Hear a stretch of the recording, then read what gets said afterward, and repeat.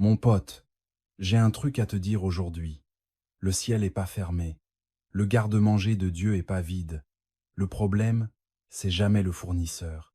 C'est toujours celui qui reçoit. Dieu déverse toujours ses bénédictions. C'est une cascade constante, sans fin, de grâce, de miséricorde, de soutien et de puissance. Mais toi, tu te tiens sous cette cascade avec un dé à coudre ou avec un énorme tonneau vide, prêt à recevoir tout ce qu'il a pour toi. Le grand prophète Élie, il regardait le ciel, et il n'y avait pas une goutte de pluie, une famine. Il était dans la terre, mais il a entendu un bruit. Il a entendu un son d'abondance, de pluie. Il a entendu ce que les autres ne pouvaient pas entendre. Il a vu ce que les autres ne pouvaient pas voir. Puis il s'est mis dans une position. Il s'est mis dans une posture pour recevoir. Il s'est incliné jusqu'au sol, mettant son visage entre ses genoux. C'était sa posture pour recevoir. Et je suis là pour te dire que Dieu a une posture quotidienne pour toi, une manière précise, musique et puissante, tirée de la Bible, de te positionner chaque jour directement sous une cascade de la bénédiction abondante de Dieu musique pour échanger ton dé à coudre contre un tonneau. Aujourd'hui, je vais te donner 5 rituels quotidiens, pas juste des règles, pas juste une religion, mais de puissants rituels spirituels qui vont t'ouvrir les fenêtres du ciel pour toi, comme jamais auparavant. Mais avant de te partager ces 5 clés qui vont changer ta vie, j'ai besoin que tu fasses quelque chose pour moi. J'ai besoin que tu prennes une décision musique tout de suite. Décide que tu ne vas pas quitter cet endroit. Musique, ils disent. Décide que t'en as marre de ciel fermé, marre de juste survivre, marre d'une vie spirituelle tiède. Si tu es prêt et à ce que Dieu ouvre les vannes, écris ça tout de suite en commentaire. Je te fais confiance, Seigneur. Tape juste ces 4 mots. Je te fais confiance, Seigneur. Remplissons cette chaîne d'une vague de foi. Et pendant que t'y es, abonne-toi et clique sur la petite cloche, parce qu'on est en train de créer une communauté de croyants, prêts à vivre pleinement la bénédiction de Dieu. Je veux surtout pas que tu rates ça. Un seul message d'espoir et de victoire. Maintenant, prépare-toi, ouvre ton cœur, sors ton carnet spirituel, parce que Dieu est sur le point de tout changer pour toi. Le premier rituel quotidien, celui sur lequel tout le reste repose, c'est le rituel de parler à ton aube. Qu'est-ce que je veux dire par là? La Bible dit dans le livre des Psaumes 5 contre 3, « Le matin, Seigneur, tu entendras ma voix. Le matin, je t'adresserai ma prière, et je veillerai. » Tu vois, la toute première chose avant de checker ton téléphone, c'est ça. Avant d'écouter les infos, avant de parler à ta famille, ta voix doit d'abord être entendue au ciel. Tu dois adresser ta prière à Dieu, puis lever les yeux. Tu regardes en haut avec de l'espérance. Ce n'est pas une longue prière religieuse. C'est une déclaration ciblée, pleine de foi musique, envoyée directement au trône de Dieu dès que tu ouvres les yeux. Le diable veut que ta première pensée soit une pensée d'inquiétude. Il veut que tes premiers mots soient des plaintes. « Oh, je suis tellement fatigué. Oh, j'ai cette réunion difficile aujourd'hui. Oh, je n'y arriverai pas. Tu sais comment je vais payer cette facture? » Non, tu dois saisir l'aube. Tu dois capturer les premiers instants de ta journée et les consacrer à la volonté de Dieu. Tu sais, les plus grandes batailles de ta journée ne se jouent pas dans la salle de réunion, ni dans les embouteillages, ni même dans les conversations difficiles que tu pourrais avoir. Non, la bataille la plus importante, le conflit spirituel le plus puissant que tu auras à affronter, se livre dans les 5 premières secondes de conscience. Dans ce monde flou entre le sommeil et le réveil, il y a une guerre pour. Prends le contrôle de ta journée. L'ennemi, il dort pas. Il a passé la nuit à comploter. Il a préparé un paquet d'angoisses, un tas de peurs, une valise pleine des échecs d'hier, et il t'attend au pied du lit pour te les balancer dès que tu ouvres les yeux. Il veut poser ce lourd fardeau sur ton âme avant même que tu puisses respirer. Il veut que ta première pensée soit ce rapport médical. Il veut que ton premier sentiment soit ce froid glacial des problèmes d'argent, pression. Il veut que tes premiers mots soient un soupir gémissant de désespoir. S'il peut gagner ce premier instant, il peut souvent gagner toute la journée. Mais mon cher ami, Dieu t'a donné une arme de destruction massive pour ce moment précis. Il t'a donné l'autorité de parler à ton aube. Ce n'est pas de la pensée positive. Ce n'est pas de la maîtrise de l'esprit sur la matière. C'est une guerre spirituelle de la plus haute intensité. Quand le psalmiste déclare « Ma voix tu l'entendras le matin », il fait une déclaration divine. Rendez-vous. Il règle un réveil dans le royaume des esprits. Il envoie un message au royaume des ténèbres qui dit « Tu n'auras pas le premier mot, tu ne donneras pas le ton. Je prends possession de cette journée musique et je la prends au nom du Seigneur Dieu Tout-Puissant. Laisse-moi te dire ce qui se passe dans le monde invisible quand tu fais ce rituel. Les anges du ciel, ils sont postés autour de toi toute la nuit. Ils veillent sur toi, te protègent musique, mais ils attendent. Leurs ordres, ils attendent ta voix. Ce sont des esprits ministériels envoyés pour servir ceux qui hériteront du salut. Mais comment savent-ils quoi faire? Ils écoutent tes paroles de foi. Quand tu te réveilles et que tu déclares « Seigneur, cette journée est à toi », tu donnes un ordre à la troupe angélique. Tu leur dis « Anges, écoutez mon décret, allez devant moi, préparez le chemin, enlevez les obstacles, organisez les rendez-vous divins. Musique, protège ma famille, garde mon chemin, tu es en train d'activer la milice céleste combat pour toi. Et l'ennemi dans tout ça, quand il entend ta voix, pas un murmure de peur, mais un cri de foi.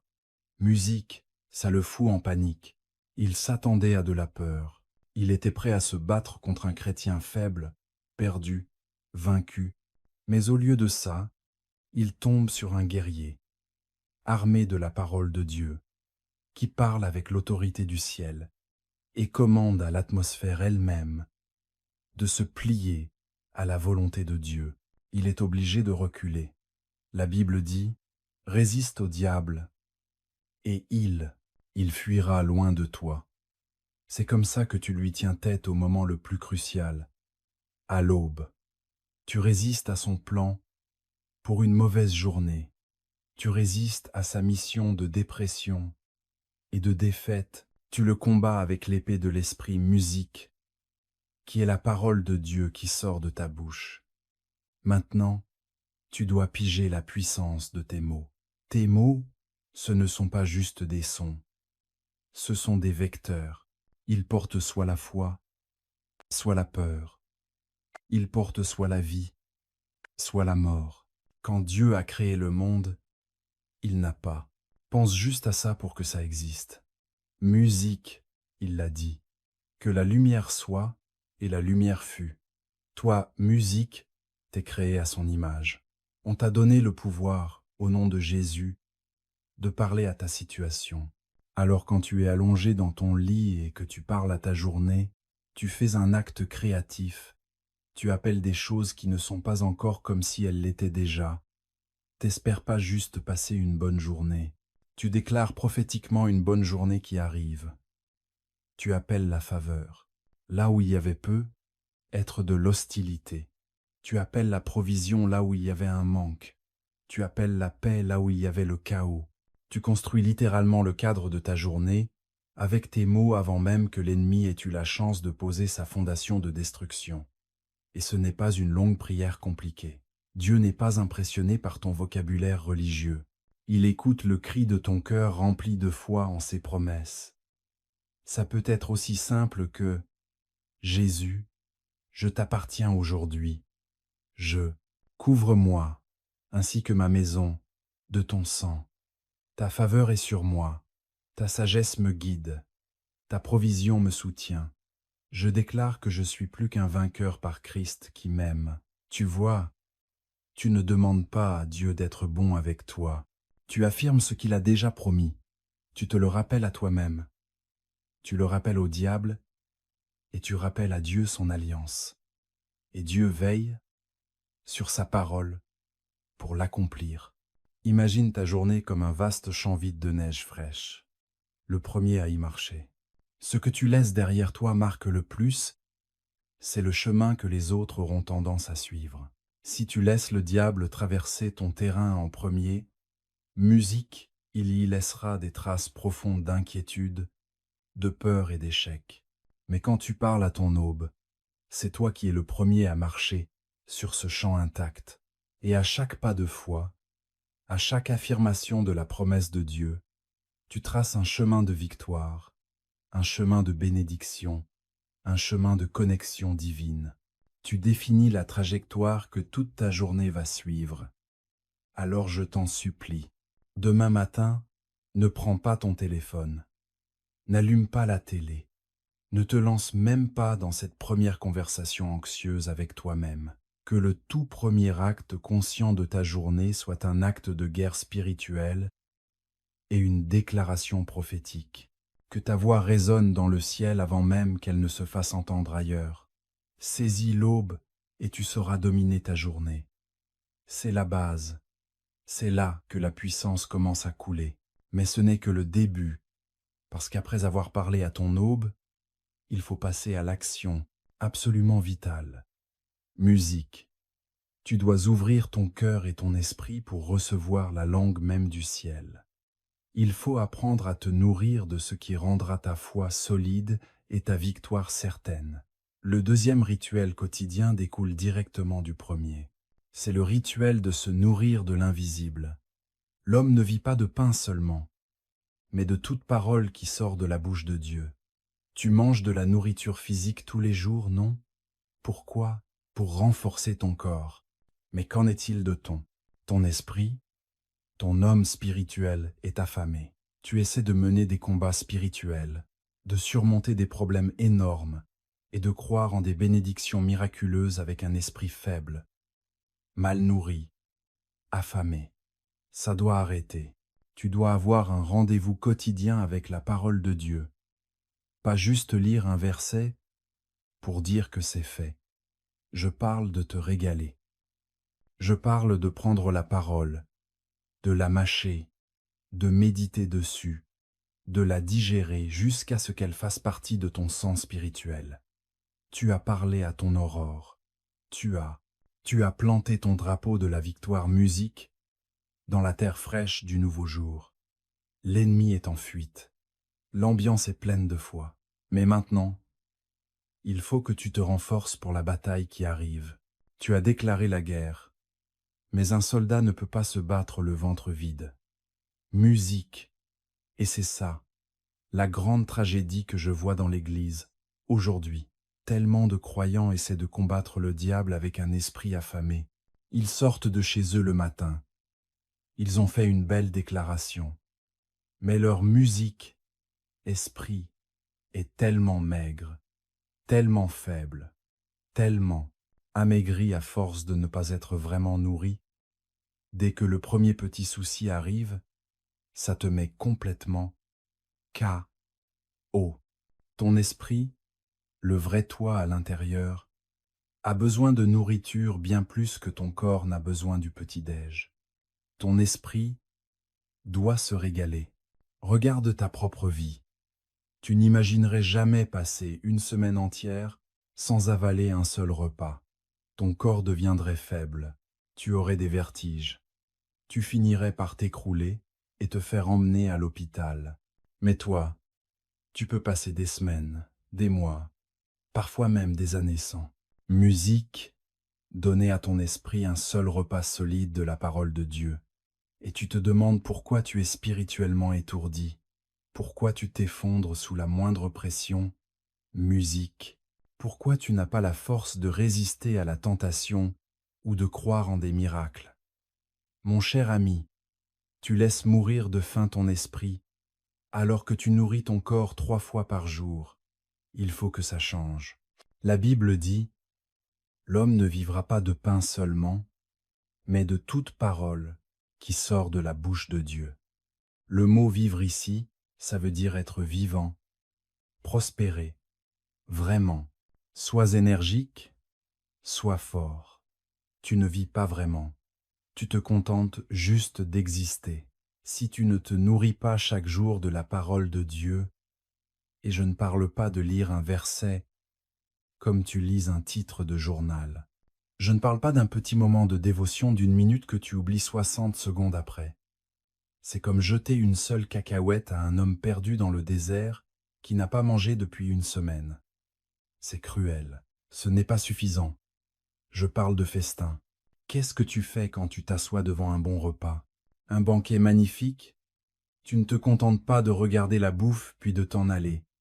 Tu t'assois, tu te poses tranquille, tu te sers dans ton assiette, tu prends ta fourchette et ton couteau. Musique. Tu découpes un morceau, tu le mets dans ta bouche et tu mâches, tu savoures les saveurs, tu laisses les jus et les nutriments commencer à se décomposer. Tu n'avales pas tout d'un coup, tu prends ton temps, puis tu avales. Et ton corps prend cette nourriture et la transforme musique, en énergie, en muscle, en force, en vie. C'est exactement ce que tu dois faire avec la parole de Dieu. Tu dois venir t'asseoir à la grande table du banquet biblique. Tu dois prendre une promesse. Une seule promesse suffit pour un repas magnifique. Et tu dois la poser dans ton cœur. Ensuite, tu commences à la mâcher. Tu médites dessus. Tu la rumines encore et encore dans ta tête. Musique, tu la regardes sous tous les angles. Tu demandes au Saint-Esprit, le grand chef du ciel, « Qu'est-ce que ça veut vraiment dire pour moi? Montre-moi la saveur de cette promesse. Aide-moi à goûter ta bonté dedans. Laisse-moi te donner un exemple. » Prenons cette belle promesse dans Jérémie. « Car je connais les projets que j'ai conçus pour vous, dit le Seigneur, des projets de paix et non de malheur, pour vous donner un avenir et de l'espérance. » Maintenant, ne te contente pas de lire ça en te disant « c'est joli ». C'est comme regarder un steak en se disant « ça a l'air bon », puis repartir le ventre vide. Non, tu dois te régaler avec. Reste dessus 15 minutes. Dis-le à voix haute. « Dieu, tu penses à moi en ce moment. Tes pensées sont tournées vers moi. Et ce ne sont pas des pensées de colère. Ce ne sont pas des pensées de punition. Ce ne sont pas des pensées d'oubli. Musique, ce sont des pensées de paix. Laisse ça pénétrer, musique. Le Dieu qui tient l'univers dans ses mains pense à toi avec paix. Et ton plan n'est pas de me faire du mal. C'est le diable qui veut me nuire. Le monde veut me nuire. Mais toi, Seigneur, ton intention est de me donner un avenir. Maintenant, discute avec la parole. Laisse-la agir. Affronte tes doutes. Ton esprit te dit que ton avenir est sombre. Mais la parole dit, musique, que j'ai un avenir et de l'espérance. Alors tu lui réponds, non esprit, tu mens. La parole de Dieu est vraie. Mon avenir est plein d'espoir parce que Dieu en fait partie. Tu vois, tu mâches ça, tu digères. Musique, tu prends cette vérité et tu la fais tienne. Tu n'es pas juste un lecteur passif.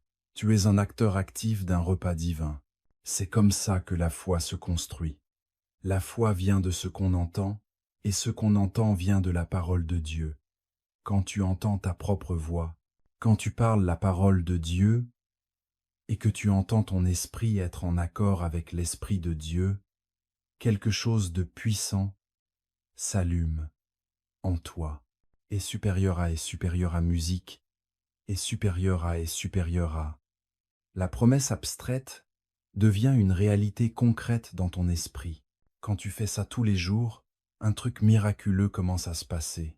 Le monde invisible des promesses de Dieu, musique, devient plus réel et plus solide pour toi que les problèmes visibles et temporaires que tu peux voir de tes yeux. Cette facture sur ta table de cuisine, elle a l'air tellement réelle, tellement menaçante. Mais, quand tu t'es gavé de Philippiens 4, 10 à 9, Mon Dieu pourvoira à tous vos besoins selon sa richesse en gloire, par Christ Jésus. Cette facture commence à te sembler petite, temporaire, et musique, déjà vaincue. La douleur dans ton corps, elle paraît tellement réelle, tellement écrasante. Mais quand tu as bien digéré un Pierre 2,24, lui-même a porté nos péchés dans son corps sur le bois, afin que, morts au péché, nous vivions pour la justice.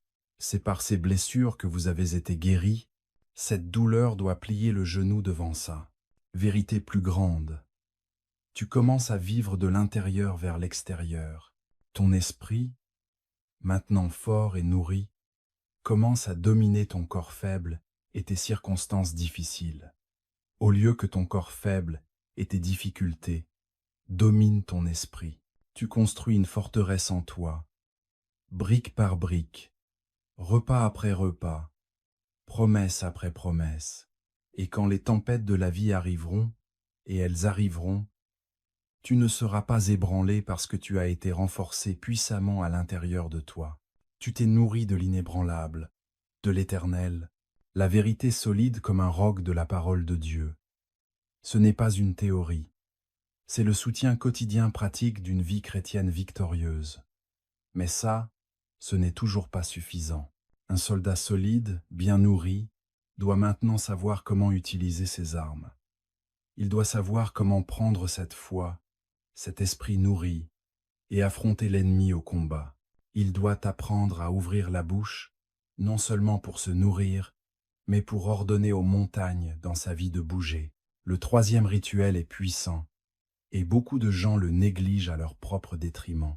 La pauvreté, c'est le rituel pour commander ton alliance. Tu n'es pas un mendiant, tu es un enfant du roi. Tu as une alliance avec le Dieu Tout-Puissant, grâce au précieux sang de Jésus-Christ. Une alliance, c'est un contrat contraignant, un accord indestructible. Et dans cette alliance, Dieu s'est engagé musique envers toi. Il est ton Dieu, et tu es musique, son peuple. Il est ton Père et tu es son enfant. Maintenant tu dois apprendre à parler musique à tes circonstances en te basant sur cette alliance. C'est ce que David a fait quand il a affronté Goliath.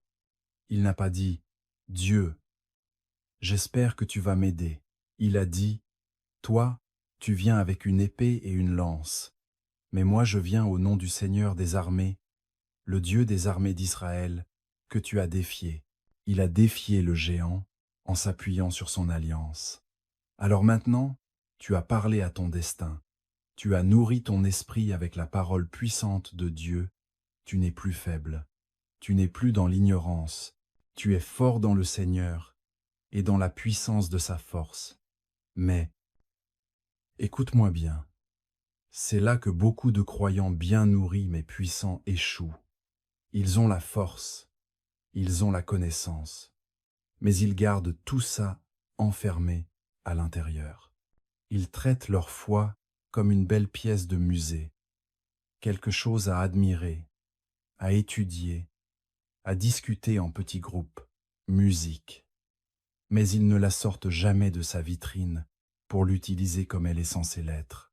Et son but, c'est la guerre, la conquête, pour reprendre ce que l'ennemi a volé. Tu vois, quand tu as donné ta vie à Jésus-Christ, tu n'as pas juste rejoindre un club social. Ce n'est pas juste adopter une nouvelle philosophie. Tu viens de passer une alliance de sang avec le Créateur de l'univers. Une alliance. Tu comprends ce que ça veut dire aujourd'hui? Dans notre monde, c'est un contrat légalement contraignant musique. C'est un accord divin, inébranlable, scellé non pas avec de l'encre, mais avec le précieux sang sans péché du Fils de Dieu. Cette alliance et ses termes, elle et ses clauses, elle contient des promesses et des garanties. Musique, et mon ami, tu n'es pas le partenaire junior. Dans cet accord, tu es le bénéficiaire. Dieu est le garant. Il a juré sur lui-même de respecter sa part. Mais voilà la clé essentielle qui va changer ta vie pour toujours. Un contrat, aussi puissant soit-il, ne sert à rien si tu ne sais pas comment le faire respecter. Musique, si quelqu'un viole un contrat légal avec toi, tu ne restes pas chez toi à prier. Non, tu vas au tribunal, tu te tiens devant le juge, tu présentes le contrat et tu exiges que ces termes soient appliqués. Tu prends le contrôle de la situation pour être en accord avec l'accord. C'est justement ça que tu dois apprendre à faire dans le monde spirituel. Faut arrêter de faire la manche et commencer à faire respecter tes droits de l'alliance.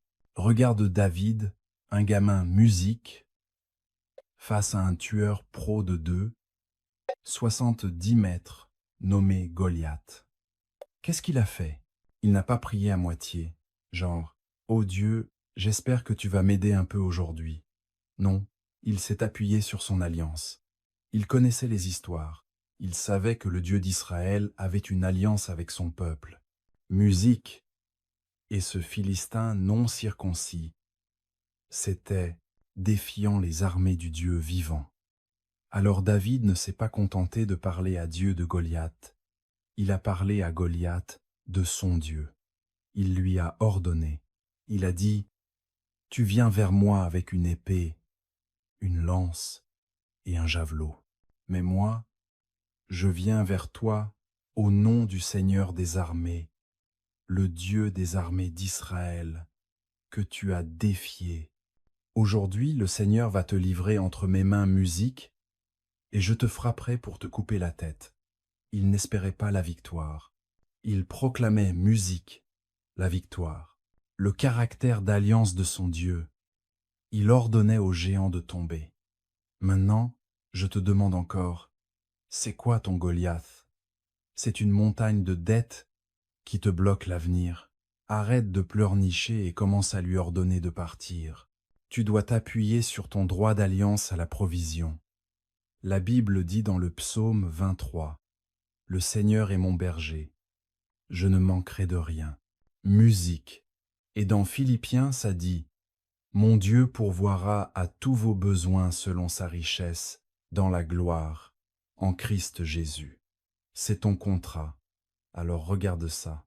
Géant financier dans mon viseur, je te dis, écoute, esprit de pauvreté et de manque, je t'ordonne de quitter ma vie, ma famille et mes finances sur le champ, au puissant nom de Jésus.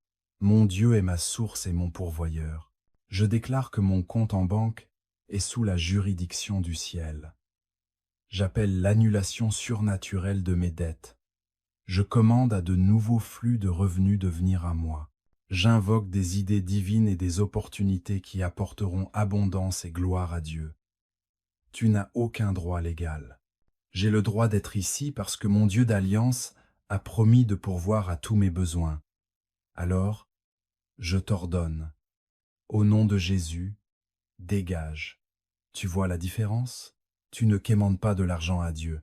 Tu commandes à l'esprit de pauvreté de partir, en te basant sur le fait que Dieu t'a déjà promis la provision.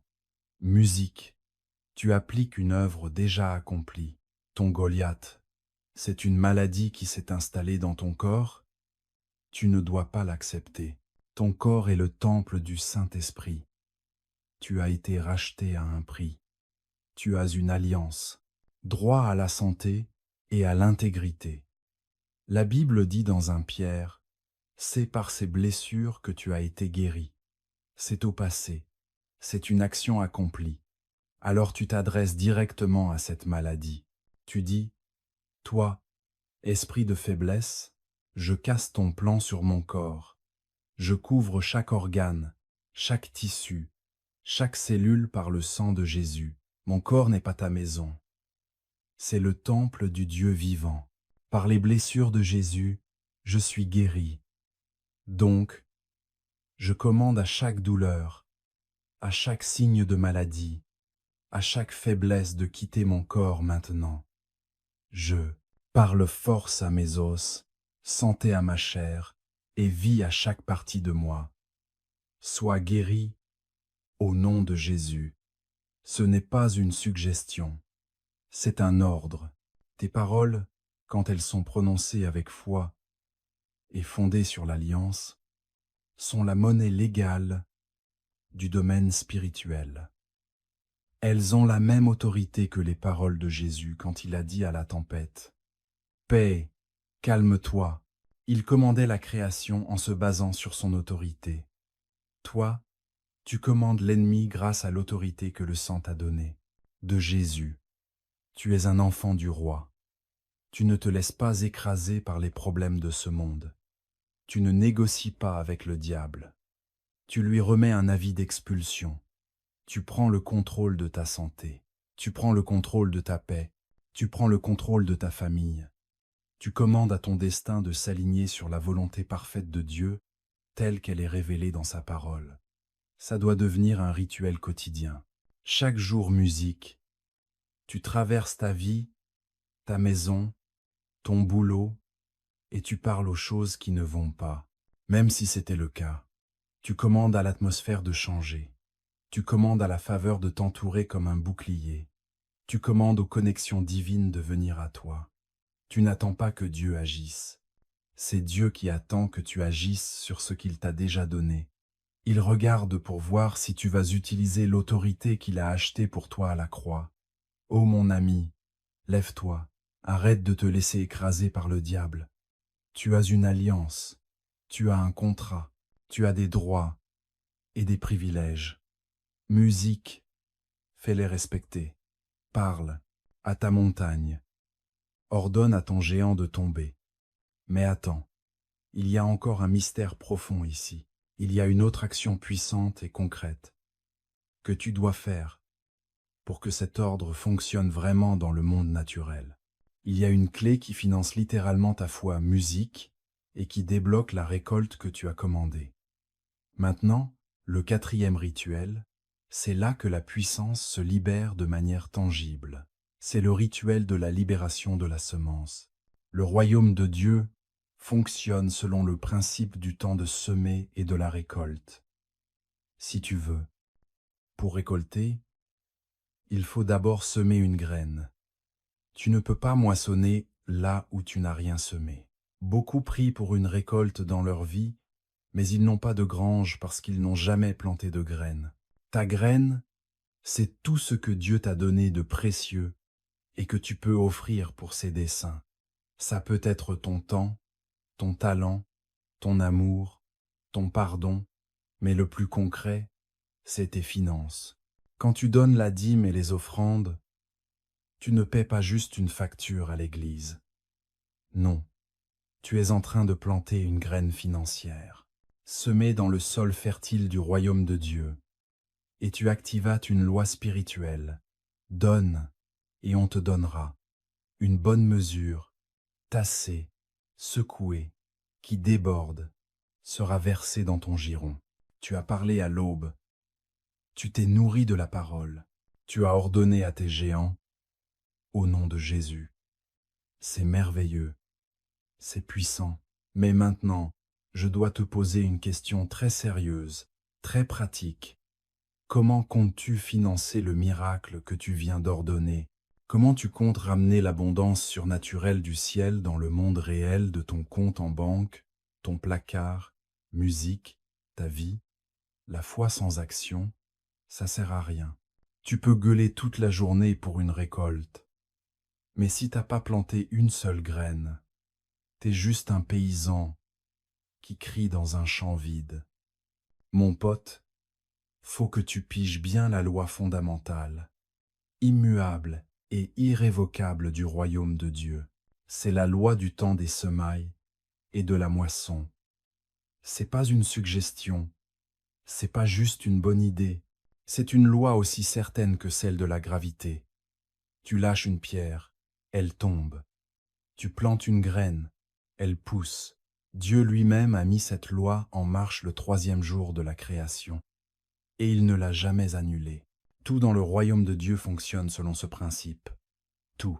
Ton salut a commencé avec la graine de la parole de Dieu plantée dans ton cœur. Ta guérison commence avec la graine de la foi plantée dans ton esprit. Musique. Et ta percée financière, ta provision surnaturelle, commence avec là, une graine tangible que tu lâches de ta main. Tant de croyants prient pour une récolte, implorant Dieu pour un miracle. Et pourtant, ils serrent leurs dernières graines dans leurs poings fermés à m'en faire blanchir les jointures. Ils disent « Dieu, j'ai confiance en toi ». Mais leurs phalanges blanches racontent une autre histoire. C'est comme un fermier qui n'a plus qu'un sac de graines de maïs. Il a faim, sa famille a faim, et il regarde ces graines en se disant « Si je les plante, je n'aurai plus rien à manger. Tout sera parti. Moi, il va crever de faim. » Alors, qu'est-ce qu'il fait? Il mange ses graines musiques, son maïs. Ça calme sa faim pour une journée. Mais le lendemain, il a encore faim et là, il n'a plus de graines musiques, ni aucun espoir de récolte. Il a troqué son avenir contre un seul repas. C'est cette mentalité de pauvreté qui maintient le peuple de Dieu en esclavage. Ils bouffent toujours leurs graines, utilisent toutes leurs ressources jusqu'à la dernière, puis se demandent pourquoi il n'y a jamais de récolte, pourquoi il n'y a jamais d'abondance. Mais le fermier avisé, le fidèle, le fermier, il regarde ce sac de graines de maïs, et même si son ventre gargouille, il se dit « Ce n'est pas ma nourriture. Musique, c'est mon avenir. C'est la promesse d'une belle récolte. » Alors il prend ses graines, il sort dans son champ et il les jette. Il les enterre dans la terre. Pour un esprit logique, c'est de la folie, c'est du gaspillage, c'est une perte. Mais pour un esprit spirituel, c'est la décision financière la plus sage et la plus puissante que tu feras jamais. Tu lâches un peu pour gagner beaucoup. Tu es. Abandonner le temporaire pour assurer l'éternel. Tu lâches ce que tu ne peux pas garder pour obtenir ce que tu ne peux pas perdre. Quand tu donnes ta dîme, quand tu fais une offrande, quand tu paies un repas